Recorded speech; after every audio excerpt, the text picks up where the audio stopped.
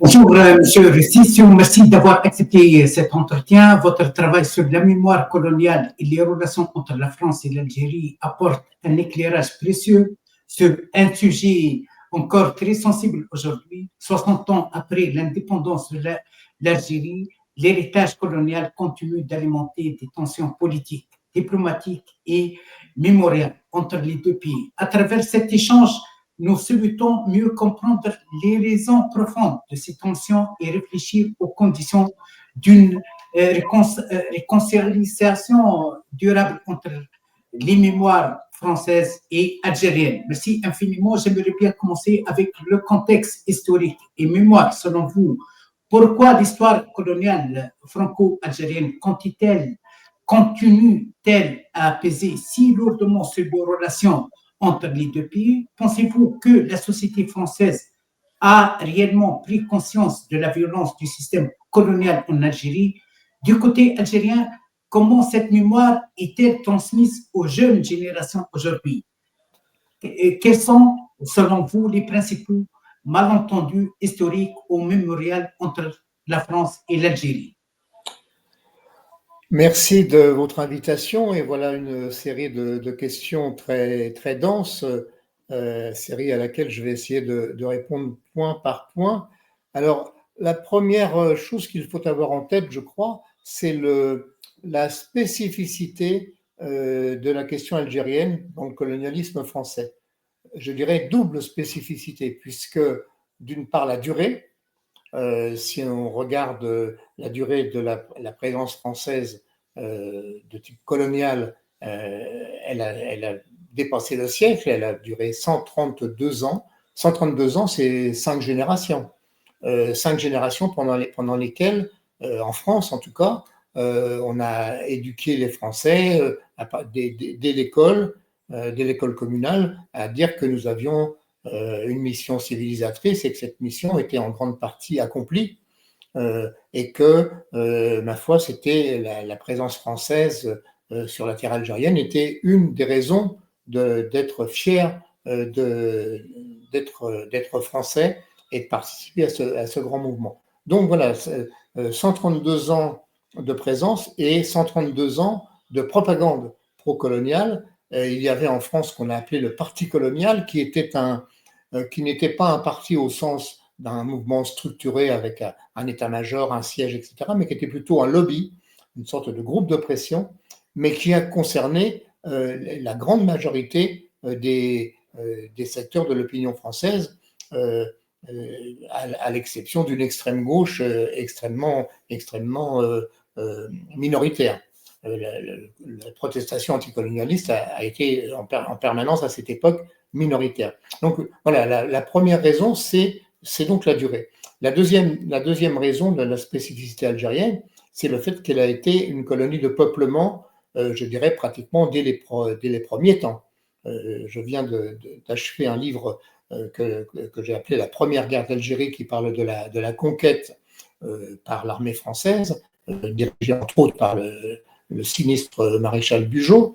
Mais immédiatement, ce n'était pas pour la conquête de l'Algérie, ce n'était pas pour la gloire de l'armée, c'était avec un objectif économique très, très clair, c'était d'y envoyer des colons de manière à pouvoir ensuite, ce qu'ils appelaient mettre en valeur l'Algérie, comme si l'Algérie avait eu besoin des colons pour être mis en valeur. En tout cas, voilà, dès le début, il y a eu plusieurs dizaines de milliers, et par la suite plusieurs centaines de milliers de colons qui ont progressivement fait souche et qui ont amené le million de Français, d'Européens d'Algérie de 1954. C'était à peu près 1 million pour 9 millions d'Algériens. Donc voilà, cette massivité a été importante. Et cette massivité a permis d'entretenir là aussi un autre lobby qui était le lobby de l'Algérie française au sein de la société française, qui a très très largement inondé tous les secteurs de l'opinion et qui a fait pression sur les pouvoirs politiques. Je pense en particulier, bien sûr, à l'époque du Front populaire, où le Front populaire, qui n'était pas anticolonialiste, mais qui était réformiste qui avait la volonté d'améliorer le sort des populations dites indigènes à l'époque. Ce Front populaire avait pour l'Algérie en particulier un programme minimal qu'on a appelé le plan Blum-Violette, Blum étant à l'époque le Premier ministre et Maurice Violette étant un ministre d'État qui était d'origine radicale. Ce projet Blum-Violette était qui nous paraît aujourd'hui extrêmement timide, à savoir l'accès à la naturalisation française d'un certain nombre d'Algériens qui étaient considérés comme, à l'époque, j'emploie les mots de l'époque que je ne partage pas, bien sûr, qu'on appelait les évolués, qu'on appelait des amis de la France. Donc, il y a un certain nombre de gens qui avaient eu la chance de passer à travers les mailles du filet et qui avaient un minimum de culture, un minimum de bagages, et puis un minimum de preuves de la collaboration avec la France. Donc, quelques dizaines de milliers. Et ce projet Blum-Violette a été combattu férocement par le lobby des élus d'Algérie. On a des exemples d'élus, députés, maires, conseillers municipaux qui ont franchi la Méditerranée pour faire le siège des gouvernants français, en particulier le siège de Léon Blum. Et bon, Charles-André Julien a pu témoigner à ce moment-là que certains n'acceptaient même pas l'idée qu'il pouvait y avoir des élus algériens, encore moins un maire algérien. C'est une chose inimaginable pour eux. Donc ce lobby a en permanence mis des bâtons dans les roues aux timides volontés réformatrices du pouvoir de Paris. Et c'était le cas ensuite, bien sûr, après la Seconde Guerre mondiale. Le statut de l'Algérie, qui était un statut extrêmement timide lui aussi, a été combattu, mais finalement a abouti à l'existence d'une assemblée algérienne qui, comme vous le savez, accordait autant de sièges à l'immense majorité des Algériens qu'à la stricte minorité des Européens d'Algérie. Donc voilà, même ce statut-là a été trahi, et on connaît en Algérie, c'est une chose bien connue, les élections à Naïjlen, qui étaient du trucage. Voilà. Donc, ma réponse est peut-être un peu longue, mais c'est pour bien montrer cette spécificité qu'on ne retrouve, bien sûr, ni dans les protectorats du Maghreb, Tunisie, Maroc, ni même en Indochine, et encore moins dans les autres colonies où la présence humaine de Français a toujours été minoritaire. Oui. Pourquoi est-il si difficile pour l'État français d'assumer pleinement cette part de son histoire? Pensez-vous qu'un geste symbolique fort comme des excuses officielles pourrait apaiser les tensions ou au contraire les raviver? Du côté algérien, le pouvoir politique instrumentalise-t-il, d'après vous, aussi cette mémoire à des fins internes? Alors, si vous permettez, en général, je me refuse à répondre car je suis citoyen français et je peux avoir une opinion, mais je n'ai pas à l'exprimer publiquement sur l'attitude du pouvoir algérien. Je peux le dire dans une conversation privée, mais publiquement, je ne m'estime pas le droit de porter un regard soit critique, soit positif sur l'attitude du pouvoir algérien. Je suis toute ma formation, tous mes travaux sont basés sur l'anticolonialisme et je ne vais pas aujourd'hui, 60 ans après l'indépendance de l'Algérie, faire preuve d'un regard un petit peu paternaliste, protecteur. Certainement pas. Alors, par contre, bien sûr, sur la question, sur l'attitude de l'opinion française, j'ai des opinions. Je pense que, d'une part, je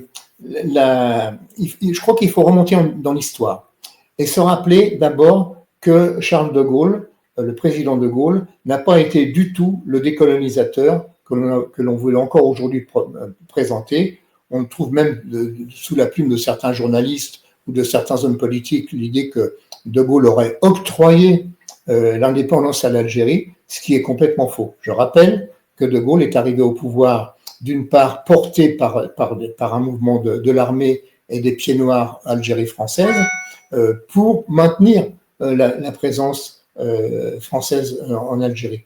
En même temps, c'était un homme qui avait une grande vision politique, une grande vision internationale, et il savait qu'il fallait réformer le système. Mais réformer le système pour le maintenir, pour moderniser le système pour le maintenir. Donc, effectivement, De Gaulle a été dans un premier temps Algérie française. Je rappelle qu'en juin 1958, il s'est écrié à Mostaganem, vive l'Algérie française. Donc ça, c'est une chose qu'on ne peut pas effacer de l'histoire. Mais progressivement, il s'est aperçu que le combat militaire en Algérie était perdu, pas tellement pour le rapport des forces militaires, puisque l'armée française était puissante. Le plan Châle de 1958 a été un véritable traumatisme pour les maquisards algériens.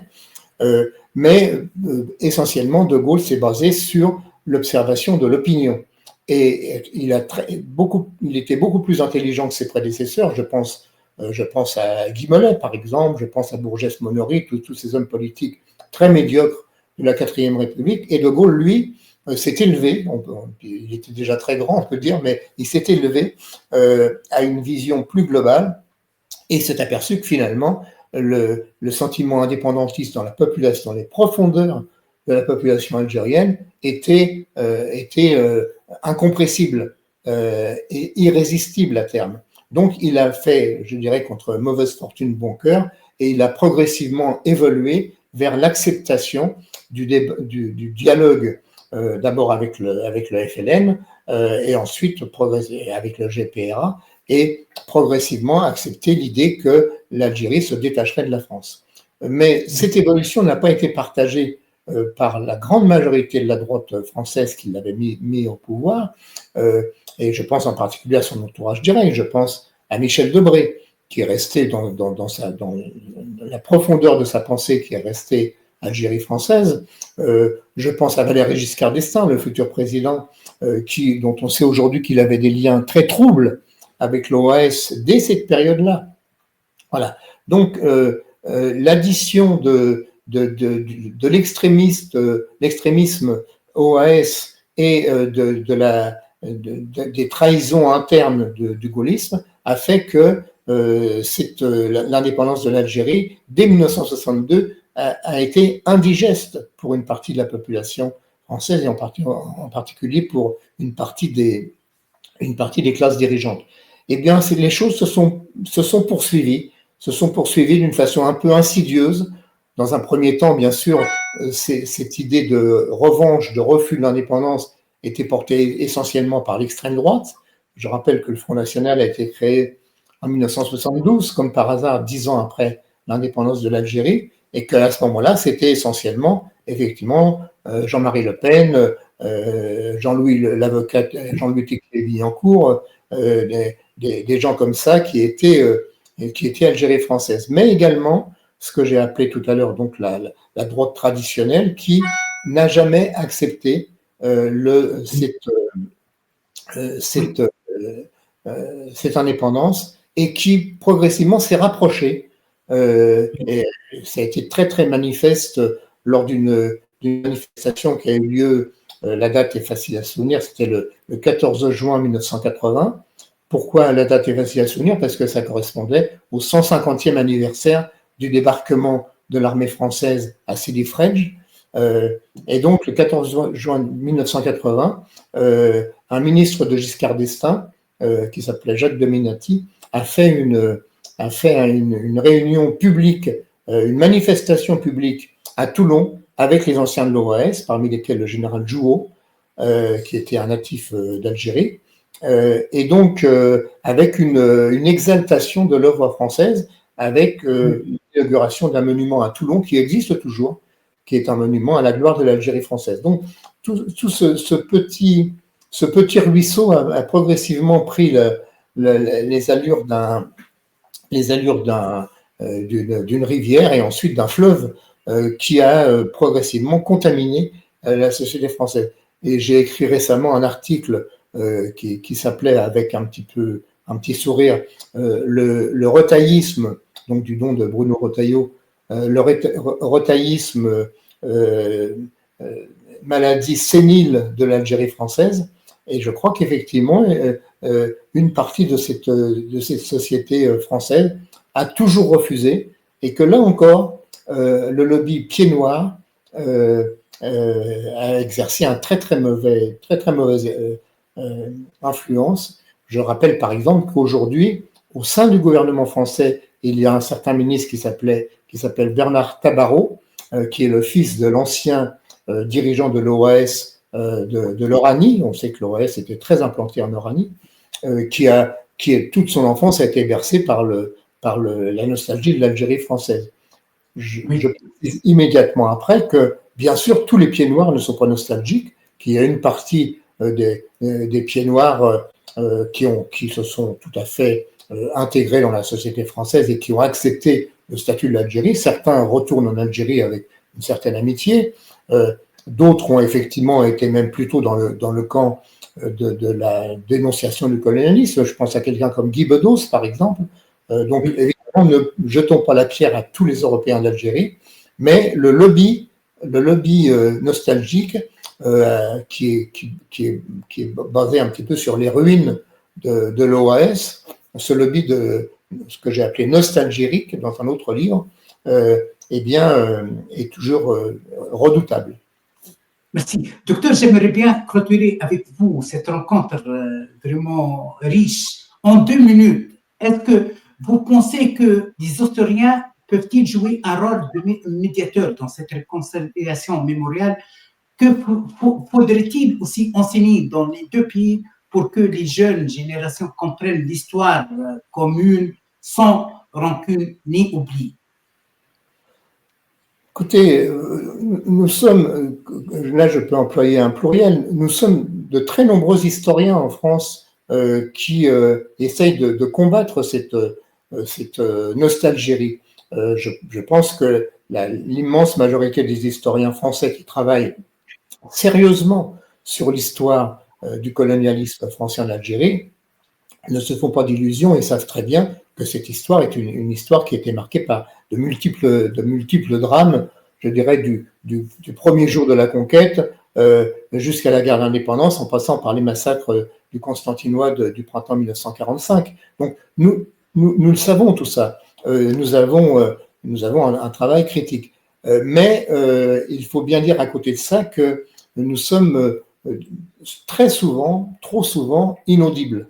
On nous a jeté au visage le terme d'islamo-gauchiste, on nous a jeté au visage l'accusation du wokisme, alors qu'on nous a reproché de demander la repentance, alors que tout cela est basé sur une falsification, mais nous avons, hélas, peu de moyens de répondre, en tout cas dans les grands médias.